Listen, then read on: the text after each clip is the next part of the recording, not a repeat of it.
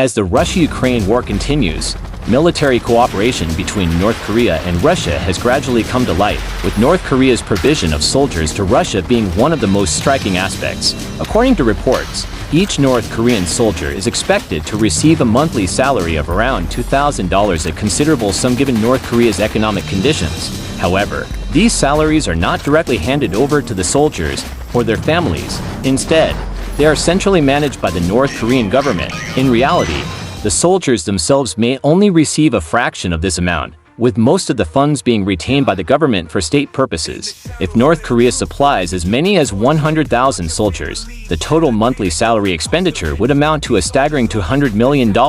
While this represents a significant economic gain for the North Korean government, the fairness of distribution to individual soldiers and their families remains highly questionable, exposing issues of financial mismanagement and a lack of transparency within the regime. A more pressing concern rises when soldiers are killed in action. It is uncertain whether their families will receive adequate compensation. Observers suggest that the North Korean government might offer symbolic gestures, such as minimal death benefits or material support, but the actual value of such compensation is likely to be negligible. Moreover, monthly salaries for deceased soldiers are likely to be discontinued, further exacerbating the financial struggles of their families. Instead of providing meaningful economic support, the government may rely on honorary titles or propaganda to console the bereaved. In contrast, the treatment of Russian soldiers appears to be more structured and publicly disclosed. Russian soldiers participating in the war receive both a base monthly salary and combat allowances. Regular soldiers earn between 50,000 and 70,000 rubles, approximately $500 to $700 per month,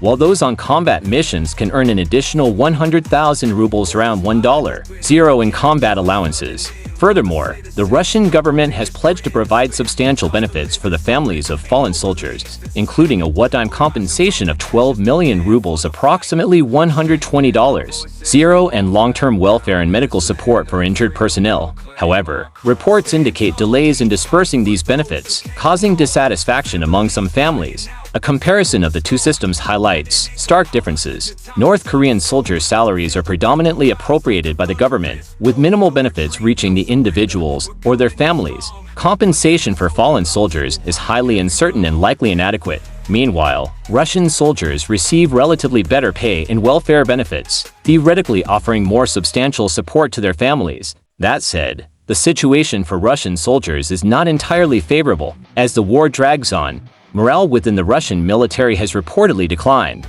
Newly conscripted soldiers often face disparities in treatment compared to active duty personnel, fueling internal discontent. Additionally, logistical shortcomings and delays in combat allowances have further eroded trust and satisfaction among the troops. In summary, North Korean soldiers serving on Russian battlefields face significantly worse conditions compared to their Russian counterparts, with virtually no economic security or humanitarian consideration.